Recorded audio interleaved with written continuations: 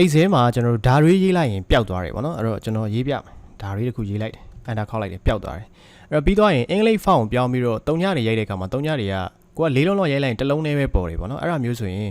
ဘယ်လိုမျိုး3ညတွေအများကြီးပဲရေးလို့ရအောင်ဘယ်လိုလုပ်မလဲပြီးသွားရင်ဓာရွေးရေးလို့ရအောင်ဘယ်လိုလုပ်မလဲဆိုတဲ့ဟာလေးကိုကျွန်တော်အခုပြောပြပေးပါမယ်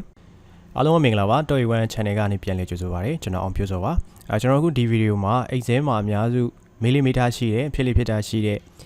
ဓာရွေးရေးလို့မရတဲ့ဟာရယ်ပြီးသွားရင်3ညရိုက်လို့မရတဲ့ဟာကိုကျွန်တော်တို့ရိုက်လို့ရအောင်ဘယ်လိုမျိုးလုပ်မလဲဆိုတဲ့ဟာလေးကိုပြောပြပေးမှာဖြစ်ပါတယ်အဲ့တော့အရင်ဆုံးကျွန်တော်အိတ်စဲ software ကိုဖွင့်ပါမယ် desktop မှာရှိတယ်ဆိုလို့ရှိရင် desktop ပေါ်ကနေဖွင့်မယ်ဆိုလဲရတယ်ကျွန်တော်ကတော့လောလောဆယ် RAM ဘောက်ကနေပဲဖွင့်လိုက်တော့မယ် Windows key နဲ့ R နဲ့နှိပ်ပြီးတော့အဲ့မှာ E8CES ဆိုပြီးတော့ကျွန်တော်ရိုက်လိုက်တယ်ပြီးသွားလို့ရှိရင်ဘာလုပ်မလဲဆို Enter ခောက်လိုက်မယ်ဒါဆိုရင်ကိုယ့်ရဲ့ camera မှာရှိတဲ့ အိတ်စဲ software ပွင့်လာပါလိမ့်မယ်အဲ့တော့ software ပွင့်လာပြီဆိုရင်ကျွန်တော် new တွေက blank document တစ်ခုခေါ်လိုက်မယ်နော် sorry blank webbook တစ်ခုခေါ်လိုက်မယ်အဲ့တော့ကျွန်တော်ဒီမှာအင်္ဂလိပ် font ထားလိုက်မယ်နော်မြန်မာစာမပြောင်းသေးအဲ့တော့0ရိုက်ကြည့်မယ်3ညတွေအများကြီးပဲရိုက်မယ်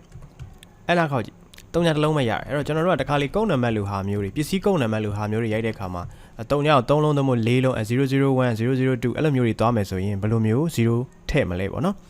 အဲ့တော့လုံးလို့ရတဲ့နေရာ2နည်းရှိတယ်ပထမနည်းကတော့ရှေ့ကနေ apostrophe s ပေါ့နော်အဲ့ဒါလေးခံပြီးတော့ရိုက်ပေးပါ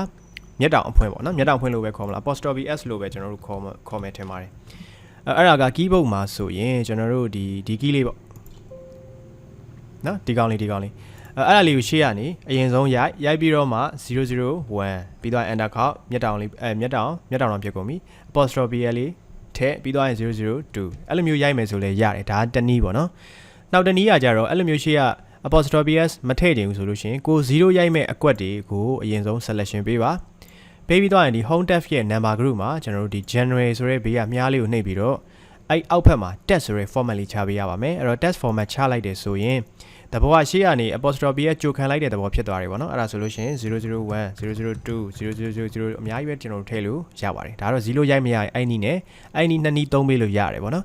အဲ့တော့ပြီးတော့ရင်မြန်မာစာ font ကိုပြောင်းပြီးတော့ရိုက်တဲ့အခါမှာတချို့ font တွေကလေဒီကျွန်တော်တို့ဓာရီတောက်ချိတ်ကရိုက်လို့မရအောင်ဓာရီရိုက်လိုက်ရင်ပျောက်သွားတာမျိုးရှိတယ်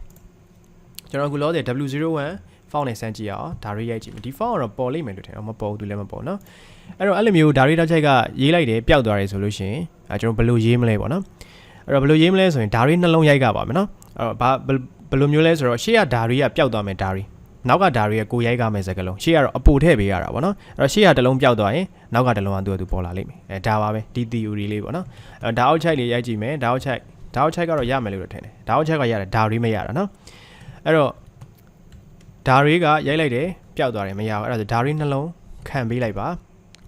ဓာရီနှလုံးရေးပါရှေ့ကဓာရီကတော့ပျောက်သွားမယ်ဓာရီနောက်ကတစ်လုံးကတော့ကျွန်တော်တို့ကြံခဲ့မဲ့ဓာရီပေါ့နော်အဲ့လိုမျိုးလေးရိုက်ပေးလို့ရပါတယ်အဲ့တော့အဆင်ပြေလောက်မယ်လို့ထင်ပါတယ်နော်အဲ့တော့ကျွန်တော်ရဲ့ channel လေးမှာအသုံးဝင်မဲ့ဒီ camera tutorial video လေးအများနဲ့တင်ဆက်ပေးနေတာဖြစ်တဲ့အတွက်ကျွန်တော်ရဲ့ channel လေးကိုလည်း subscribe လုပ်ပေးဖို့တောင်းဆိုပါတယ်တခုခုမေးချင်တာရှိရင်